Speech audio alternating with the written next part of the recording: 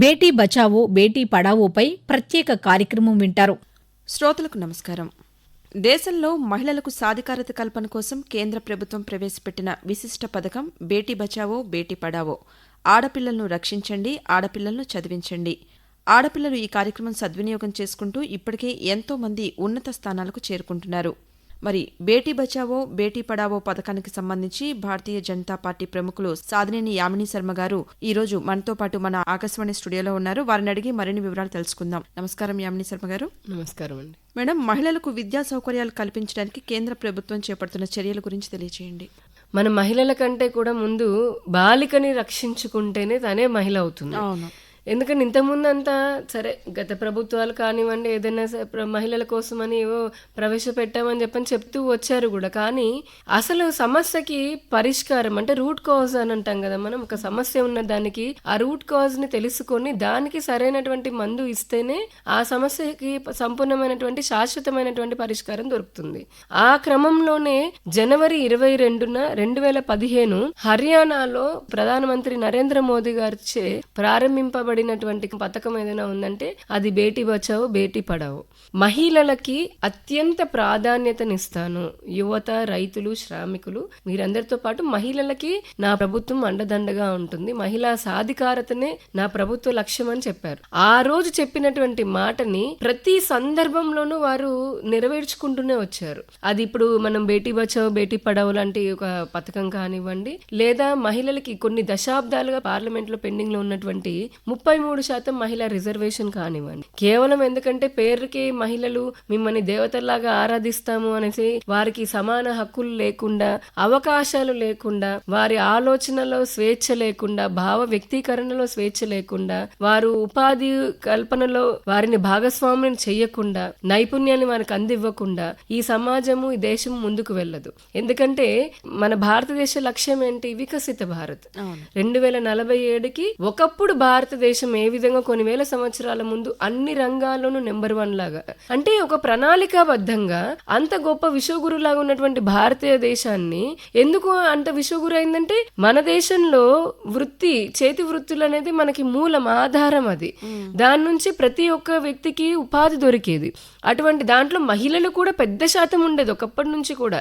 So root cause ఇందాక అన్నట్టుగా ఆ గర్భస్థ శిశువుని కాపాడుకోవడం కోసం, బయట పుట్టిన శిశువుని కాపాడుకుంటూ ఆడపిల్లకి చదువునివ్వాలి కదా. ఈ మూడుని ఇంటిగ్రేట్ చేసుకుంటూ తీసుకొచ్చినటువంటి పథకమే బేటీ బచావో బేటీ పడావో. భారతీయ మహిళల శాతం పెరగాలన్న దానికి ఆ వికసిత భారత్ 2047లో సంకల్పంలో తీసుకున్నది ఒకటైతే, ఒకప్పుడు మహిళలు నిజంగా అణచివేసినటువంటి ప్రపంచమే నేడు మాట్లాడుతోంది. ఇప్పటి వరకు ఏమన్నారంటే మహిళల అభివృద్ధి అన్నారు. ఇప్పుడు అది కాదు కొత్త నినాదం, మహిళల చేత అభివృద్ధి. అంటే అన్నిట మహిళలు ఉండాలి, ఆ మహిళల చేతనే వాళ్ళ రూలింగ్ లో అభివృద్ధి జరగాలనేది ఇప్పుడు ప్రపంచం తీసుకున్నటువంటి మాట. ఆ రెండు సంకల్పాలని జత చేస్తూ ప్రవేశపెట్టినటువంటి దీనికి మొన్న 10 సంవత్సరాలు నిండాయి. మన కేంద్ర ఆరోగ్య శాఖ మంత్రి జేపీ నడ్డా గారు, శిశు మహిళా శాఖ మంత్రి అన్నపూర్ణాదేవి గారు, సావిత్రి గారు, వీరందరూ కూడా దీనికి సంబంధించి మన జనవరి 22 నుంచి మార్చి 8 అంతర్జాతీయ మహిళా దినోత్సవం. ఆ మహిళా దినోత్సవం వరకు కూడా మన 22వ తారీఖు, 26 రేపు గణతంత్ర దినోత్సవం ఉంది కాబట్టి 26, అంతర్జాతీయ మహిళా దినోత్సవం మార్చి 8 కాబట్టి ఆ రోజు, ఈ 3 రోజులు అత్యధికంగా జిల్లా స్థాయిలో చేస్తూ ఈ మధ్యలో పీరియడ్ లో కూడా ర్యాలీలు, అవగాహన సదస్సులు ఇటువంటివన్నీ కూడా కార్యాచరణ చేశారు. ఇది చాలా అత్యంత ప్రభావవంతమైనటువంటి పథకం లాగా రిజల్ట్స్ కూడా వచ్చాయి మనకి. మేడం, అలాగే అసలు ఆడపిల్లల చదువు కోసం ప్రత్యేక ఆర్థిక సహాయం అందుబాటులో ఉందంటారా? చాలా పథకాలు ఇప్పుడు మనకి ఆడపిల్లల చదువు కోసం ప్రవేశపెట్టడం జరిగిందండి నరేంద్ర మోదీ గారు. ముఖ్యంగా ఒకటి, మనం విదేశాలకు వెళ్ళేటటువంటి మహిళలకు కానివ్వండి, లేదంటే ప్రాథమిక విద్యను ఏదైతే మనం ఇప్పుడు రాష్ట్రాలకి చేస్తున్నటువంటి సహకారం ఏదైతే ఉంది, అది ముఖ్యంగా ఇక్కడ చెప్పుకోవాలంటే ఈ బేటీ బచావో బేటీ పడావో అనేది మిషన్ శక్తి అనేది ఏదైతే ఉందో, అంటే మనకి భారత ప్రభుత్వము దీన్ని ఇంటిగ్రేట్ చేసింది. మిషన్ శక్తి, మిషన్ వాత్సల్య మనకందరూ తెలిసింది. మిషన్ శక్తి ఏంటంటే మహిళల సాధికారత కోసము, వారికి రక్షణ కల్పించడం కోసము. అలాగే మిషన్ వాత్సల్య కూడా అడాలసెంట్ పీపుల్ని, చిన్నపిల్లల్ని, వారికి మంచి పౌష్టికాహారాన్ని అందించి వారికి నైపుణ్యాన్ని అందివ్వడం అనేది ఈ 2 స్కీములు మేజర్గా ఉన్నాయి. దీంట్లో దాన్ని ఇంటిగ్రేట్ చేయడం అనేది జరిగింది. దీంట్లో ఎలాగంటే సంకల్పం ఎలా అంటే స్కూల్ పిల్లలు, స్కూల్ అమ్మాయిలు, అలాగే సమాజంలో వివిధ రంగాల్లో ఉన్నటువంటి మహిళలు, స్వచ్ఛంద సేవా సంస్థలు విమెన్ అచీవర్స్, వీరందరితో కలిపి ఈ సంకల్ప్ అనేది ఒక హబ్ లాగా ఏర్పాటు చేశారు, హబ్ ఫర్ విమెన్ ఎంపవర్మెంట్ అనేసి. దాంతో ఇంటిగ్రేట్ చేసుకుంటూ కూడా కార్యక్రమాలను చేస్తున్నారు. మనం ఈ సందర్భంగా మిషన్ శక్తి గనక మనం అంటే దాని గురించి చూసుకోవాలంటే 15th ఫైనాన్స్ కమిషన్ ఆర్థిక సంఘం ఏదైతే ఉందో ఆ సంఘం ఆధారంగానే 2021-22 ఆర్థిక సంవత్సరం నుండి 2025-26 వరకు కూడా ముఖ్యంగా ఆ పథకాన్ని ప్రవేశపెట్టడం జరిగింది. ప్రతి సంవత్సరం కేంద్ర బడ్జెట్ లో దగ్గర 25,000 కోట్ల రూపాయలని మహిళల సాధికారత కోసము, రక్షణ కోసము, అలానే వారికి ఉపాధి కోసము, విద్య కోసం కూడా కేటాయిస్తున్నారు. ఇది ఎడ్యుకేషన్ కి కాకుండా అంటే ఈ పథకంలో భాగంగా. సో ఇందులో మనకి సంభాల్ అనేది ఒకటి ఉన్నది, దాంట్లోనే సబ్ కేటగిరీలోకి వచ్చేది. దాని ద్వారా ఏం చేస్తున్నారంటే వన్ స్టాప్ సెంటర్స్ పెడుతున్నారు. వన్ స్టాప్ సెంటర్స్ అని ఇప్పుడు బాధితులు ఎవరైతే బాధిత మహిళలు ఉంటారో, అన్ని రకాల కుటుంబానికి నిరాదరణ లోనైనటువంటి మహిళలు, అమ్మాయిలు, ముఖ్యంగా బాలికలు ఎవరైతే ఉంటారో వారు కానివ్వండి, లేదా అత్యాచారానికి గురైనటువంటి వారు, ఇంకా రకరకాలుగా సమాజంలో పీడితులు ఎవరైతే ఉన్నారో అమ్మాయిలు, వారి కోసం అని చెప్పని వన్ స్టాప్ సెంటర్స్ కానివ్వండి. అలాగే ఇప్పుడు నారీ అదాలత్ అనేసి ఉన్నది, వర్కింగ్ ఉమెన్స్ కోసం అని చెప్పాను అనమాట. ఇది ముఖ్యంగా ఒక ఇంటిగ్రేటెడ్ గ్రీవియన్స్ రెడ్రెసల్ అనమాట. ఇది అంటే నారీ అదాలత్ అనేది కూడా ఇక్కడ బాలికలకు వస్తుంది, ఇది మహిళలకి వస్తుంది. దగ్గర హెరాస్మెంట్ జరిగింది అటువంటి చోట, లేదంటే వాళ్ళ రైట్స్ కి సంబంధించి, బాలికలు మహిళల వాళ్ళ హక్కులకు సంబంధించి ఏదైనా చిన్న చిన్న మైనర్ ఇష్యూస్ వస్తే ఈ నారీ అదాలత్ లో పెట్టడము. దాంట్లోనే ఇప్పుడు సమర్థ అనే ఇంకొక సబ్ కేటగిరీ ఉంది. సమర్థ ఏంటంటే శక్తివంతులను చేయడం, బాలికలని మహిళలని. ఏ విధంగా అంటే ఇప్పుడు శక్తి సదన్లు, మనకి పునరావాస కేంద్రాలు, ఇటు వారికి ఆశ్రయాన్ని కల్పించేది అనమాట. అలాగే వర్కింగ్ ఉమెన్ కోసం అని చెప్పని సిటీలలో వారి కోసం, మహిళల కోసం కేంద్ర ప్రభుత్వం నిధులు ఇచ్చి మరి ఈ శక్తి కేంద్రాలని, శక్తి నివాస్ని ఏర్పాటు చేస్తుంది. వర్కింగ్ ఉమెన్ పిల్లలు ఉంటారు, ఇప్పుడు చిన్న పిల్లలు, వాళ్ళ కోసం పాలనా క్రష్లు అంటే చిన్న చిన్న క్రష్ లాగా గవర్నమెంట్ ఇస్తుంది. రెండవసారి ఆడపిల్ల పుడితే గనక మెటర్నిటీ లీవ్లు ఫ్రీగా ఇవ్వడము, ఆ తర్వాత ఆడపిల్ల భారం కూడా ఇట్లా పౌష్టికాహారం గానీ ఇవంతా చూడడము, ఇటువంటివన్నీ చేసి దీన్ని ఇంటిగ్రేట్ చేశారు. ఏదైతే మనకి బేటీ బచావో బేటీ పడావోకి సంబంధించి. ఇవి కాకుండా ఇప్పుడు ఉన్నత విద్యకి ఎవరైనా సరే, ఎవరైనా బాగా మెరిట్ మీద ఉన్నారు, వారు ఉన్నత విద్య చదువుకోవాలనుకుంటున్నారు, లేదా మైనారిటీ మహిళలు ఉన్నారు, ఇప్పుడు వారికి కూడా ఇప్పుడు మైనారిటీ కార్పొరేషన్ ద్వారా చాలా స్కిల్ డెవలప్మెంట్ ప్రోగ్రామ్స్ వచ్చాయి మహిళలకి. స్కిల్ డెవలప్మెంట్ 2 రోజుల ప్రోగ్రామ్ దగ్గర నుంచి మనకి 2 ఏళ్ల వరకు కూడా ఇస్తున్నారు. ప్లస్ జాబ్ కూడా వాళ్ళే ప్లేస్మెంట్స్ ఇచ్చే విధంగా ఉన్నాయి. అలానే మనం ఇప్పుడు చూస్తున్నాం మిడ్ డే మీల్స్ కానివ్వండి, మనకి రాష్ట్రాలకు వచ్చేటప్పటికి సమగ్ర శిక్ష అభియాన్ ద్వారా ముఖ్యంగా బాలికల చదువు కోసం అని చెప్పని ఈ నిధులంతా కూడా కేంద్ర ప్రభుత్వమే ఇస్తుంది. ఇప్పుడు మనం ఏదైతే పాఠశాలని చూస్తున్నామో వారికి మధ్యాహ్న భోజనంలో గుడ్డు గాని పాలు గాని ఇలా ఇస్తున్నారు. అంగన్వాడీలో ఇచ్చేటటువంటి పాలు, గుడ్లు గాని, ఆహారం గాని, పౌష్టికాహారం కానీ, అలాగే స్కూల్ పిల్లలు పెట్టుకునే పుస్తకాలు, బెల్టులు, బెంచ్లు, ఇలాంటివన్నీ కేంద్ర ప్రభుత్వం సమగ్ర శిక్ష అభియాన్ ద్వారానే రాష్ట్రాలకు ఇస్తుంది. ఇప్పుడు మనకి బేటీ బచావో బేటీ పడావో ద్వారా చూసుకుంటే ఇంకొకటి పథకం రూపకల్పన చేయడం వేరు, అది కింద స్థాయి వరకు కూడా అంటే క్షేత్రస్థాయి, గ్రామ స్థాయి వరకు తీసుకువెళ్లడంలోనే కష్టాలు ఉంటాయి. ఎందుకంటే కేంద్ర ప్రభుత్వ పథకాలు రాష్ట్ర ప్రభుత్వాలు పకడ్బందీగా అమలు చేయాలి. ఇప్పుడు ఇంకొకటి బేటీ బచావో బేటీ పడావో, దీనికి సంబంధించి దీంట్లో ఏం చేశారంటే 5 కేంద్ర ప్రభుత్వ మంత్రిత్వ శాఖలని ఇంటిగ్రేట్ చేశారు. ఒకటి కాదు, ఎందుకంటే మహిళ ఇందాక చెప్పినట్టుగా ఒకటి ఆరోగ్యానికి సంబంధించి ఆరోగ్య శాఖ ఇందులో ఉంటుంది, గర్భస్థ శిశువు దగ్గర నుంచి కూడా.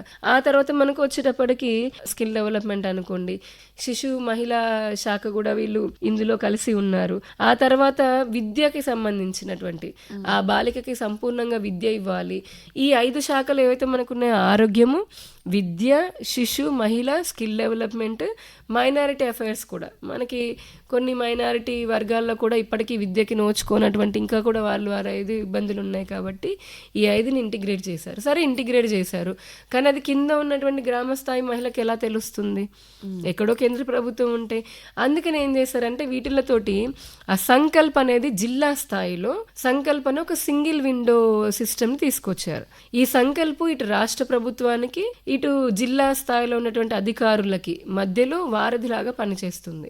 ఈ సంకల్పన జిల్లా స్థాయి కేంద్రాల్లో ఈ 5 కేంద్ర మంత్రిత్వ శాఖలకు అనుసంధానం చేసుకుంటూ అక్కడ ఉన్నటువంటి అధికారులు ఎవరైతే ప్రభుత్వ ఉద్యోగులు ఉంటారో వారు ఎవరికి సహాయం చేస్తారు అన్నదానికి ఒకటి యువతకి ఇస్తారు. బేటీ బచావో బేటీ పడావో అంటే చిన్నపిల్లల ఆడపిల్లలకి మాత్రమే కాదు, కాలేజ్ వయసు వచ్చినటువంటి యువత, అబ్బాయిలకిను అమ్మాయిలకి కౌన్సిలింగ్ ఇందులో. అలాగే త్వరలో పెళ్లి చేసుకోవాలనుకునేటటువంటి వారికి, తొందరలో మేము తల్లిదండ్రులు అవుదాము కపుల్స్ కి, వీటితో పాటు స్కూల్ పిల్లలకి కూడా. ఇప్పుడు బేటీని కాపాడుకోవడము ఎవరు చేస్తారు? తల్లిదండ్రులే చేయాలి. ఆ తల్లిదండ్రికి సరైన అవగాహన లేకుండా ఆడపిల్లగా చంపేద్దామని అంటే ఉపయోగం ఉండదు. అంటే అందుకని అటువంటి వారిని మార్పు కోసమని వీరందరినీ పెళ్లికి ముందు నుంచి కూడా యువతలో మార్పు రావాలి, మహిళలు ఉండాలి. ఎందుకంటే ఆ ACR అంటే ఆ సెక్స్ రేషియో ఏదైతే ఉందో అది చాలా తగ్గిపోయింది. ఇదివరకు 918 ఉండేది, అది ఇప్పుడు 930 దాటిపోయింది కూడా, ఇంకా కొన్ని రాష్ట్రాల్లో జిల్లాల్లో కూడా. ఇటువంటివన్నీ కూడా ఈ బేటీ బచావో బేటీ పడావో కింద జరుగుతున్నటువంటి కార్యక్రమాలు మనకి. మేడం, ఇంతకుముందు మనం మొదట్లో మాట్లాడుకున్నాం, మీరు అన్నారు కూడా ఆడ శిశువు అని తెలిసి గర్భంలోనే విచ్ఛిన్నం చేయకుండా అమలు చేస్తున్న ప్రత్యేక చట్టాలు ఏమైనా ఉన్నాయా? దాని గురించి తెలియచేయండి. ముఖ్యంగా ఉన్నది బేటీ బచావో బేటీ పడావో అనేది. దీంతో పాటే అనుసంధానంగా ఇందాక ఉన్నటువంటి మిషన్ వాత్సల్య గాని, మిషన్ ప్రధానమంత్రి మాతృవందన యోజన కూడా ఉంటుంది. దాని ద్వారా కూడా ఒకటి గర్భస్థ శిశువుని ఆడపిల్లని కాపాడుకోవడం కోసం అని చెప్పని కూడా, ఎందుకంటే ప్రధానమంత్రి మాతృవందన యోజన ద్వారా 6,000 ఇస్తున్నారు. మహిళ ఎవరైనా కాన్పు జరిగితే 6,000 రూపాయలు నేరుగా వారి బ్యాంక్ అకౌంట్ లో కేంద్ర ప్రభుత్వం వేస్తుంది. కేంద్ర ప్రభుత్వం అని అంటే ఒక పుట్టినిల్లు లాగా. ఇప్పుడు చాలా మంది పేద మహిళలు ఉంటారు, కాన్పు జరగగానే కొంచెం ఆర్థిక భారం ఉంటుంది వారికి. ఆ ఆర్థిక భారం పిల్లల పైన పడకూడదు, బాలింత హెల్త్ పైన పడకూడదు అని చెప్పని ఒక 6,000 రూపాయలు ఇవ్వడం కానివ్వండి. ఇట్లా ఇంకా చాలా పథకాలు ఆరోగ్య శాఖ నుంచి, అలాగే మహిళా శిశు సంక్షేమ శాఖ నుంచి కూడా ఉన్నాయి. ప్రతి మినిస్ట్రీకి, ఇప్పుడు మీరు మైనారిటీ అఫైర్స్ మినిస్ట్రీ తీసుకుంటే అందులో మళ్ళీ మహిళలకి సపరేట్ గా ఉంటుంది చదువుకు. అదే మినిస్ట్రీ ఆఫ్ ఎడ్యుకేషన్ తీసుకోండి, స్కిల్ డెవలప్మెంట్ తీసుకోండి, ఆంటర్‌ప్రెన్యూర్‌షిప్ తీసుకోండి, స్టార్టప్స్ తీసుకోండి. ఇప్పుడు స్టార్టప్ ఉదాహరణకు అంతే కదా, మహిళకి 30% గవర్నమెంట్ సబ్సిడీ ఇస్తుంది. అది ఎస్సీ మహిళ అయితే 40%, 50% ఇస్తుంది. ఇలాగా ఈ స్కీములే కాకుండా ప్రతి మంత్రిత్వ శాఖలో కూడా మళ్ళీ మహిళల కోసం అనేది సపరేట్ స్కీమ్స్ కూడా పెట్టారు. అది MSME రంగం తీసుకోండి, ఇటు నైపుణ్య రంగం తీసుకోండి, ఇటు మ్యానుఫ్యాక్చరింగ్ రంగం కానీ, సర్వీస్ ఇండస్ట్రీ కానీ, స్టార్టప్స్ కానీ, మేక్ ఇన్ ఇండియా కానీ, ఏ రంగాన్ని తీసుకున్నా అందులో మహిళలకి మళ్ళీ ప్రత్యేకంగా ఉంటుంది. అంటే అన్ని రంగాలను మహిళను ఒక పక్క వారికి సమాన హక్కుని కల్పించుకుంటూ అవకాశాలను కూడా ఇవ్వడంతో పాటు రక్షణ కూడా చేయడం జరిగింది. నిర్భయ చట్టం తీసుకోండి, అంటే రక్షణ కోసం కూడా చట్టాలను కఠినతరం చేశారు. మొన్న భారతీయ న్యాయ సంహిత, ఇంతకుముందు IPC అని ఉండేది కదా, ఆ IPC ఇండియన్ పీనల్ కోడ్ ని తీసి భారతీయ న్యాయ సంహిత అని పెట్టారు. అందులో కూడా మహిళలకి, పిల్లలకి, ముఖ్యంగా బాలికలకి అత్యధిక ప్రాధాన్యత ఇచ్చారు. అత్యాచారానికి సంబంధించి అనుకోండి, 48 hours లోపల వీళ్ళు శాంపుల్స్ తీసుకొని దానికి సంబంధించినటువంటి ఫోరెన్సిక్ ల్యాబ్ రిపోర్ట్ ఇవ్వాల్సిందే. ఇలాగ ఫాస్ట్ ట్రాక్ కోర్టులు పెట్టాము త్వరితగతిన. అంటే మహిళలకి ఒకటి న్యాయం జరగాలి, అది సత్వరంగా జరగాలి. మహిళలకు సంబంధించిన చట్టాలు కావాలి. అలాగే వర్క్ ఫోర్స్ లోకి వచ్చేటప్పటికి ఎటువంటి స్థాయిలో ఉన్నటువంటి మహిళ అయినా సరే ఆవిడకి ఎటువంటి ఫిజికల్ అబ్యూజివ్నెస్ అంటే హెరాస్మెంట్, శారీరకంగా మానసికంగా ఆవిడ పైన దాడులు జరగనీయకుండా, ఇబ్బందులు లేకుండా అలా ఉంటే కనుక కఠినమైనటువంటి చట్టాలు తీసుకొచ్చారు లేబర్ వర్క్ ఫోర్స్కి సంబంధించి. EPFలలో మార్చారు. ఇలా మీరు ఏ రంగమైనా తీసుకోండి, గడిచిన 10 సంవత్సరాల్లో మహిళల రక్షణ కోసం, సురక్ష కోసము, వారి అభివృద్ధి కోసం, నైపుణ్యం కోసం, వారి సొంతంగా వ్యాపారం చేసుకోవడం కానివ్వండి, వాల్యూ యాడెడ్ చైన్, ఇప్పుడు అగ్రికల్చర్లో అయితే మొత్తానికి FPOలు మహిళలకే ఇచ్చేశారు. అంటే ఫార్మర్ ప్రొడ్యూస్ ఆర్గనైజేషన్స్ అని పెట్టారు కదా, మహిళలకే ఇచ్చారు. ఇదివరకు డైరీ ప్రోగ్రాంలో ఉన్నటువంటి వాళ్ళు కేవలం అంటే పాలు పిసుకున్నటువంటి మహిళలకి ఇంకా స్కిల్ డెవలప్మెంట్ ఇచ్చి వారిని ఇప్పుడు ఆ పాల నుంచి పన్నీర్ తయారు చేయడం ఎలాగా, దాని నుంచి స్వీట్స్ తయారు చేయడం ఎలాగా, కేవలం తయారీలో మళ్ళీ 0 ఇన్వెస్ట్మెంట్ నుంచి బ్యాంకింగ్ పాలసీలు బాగా తీసుకొని వచ్చారు. మహిళలకి ఇంకా ఎక్కువ ఇస్తున్నారు.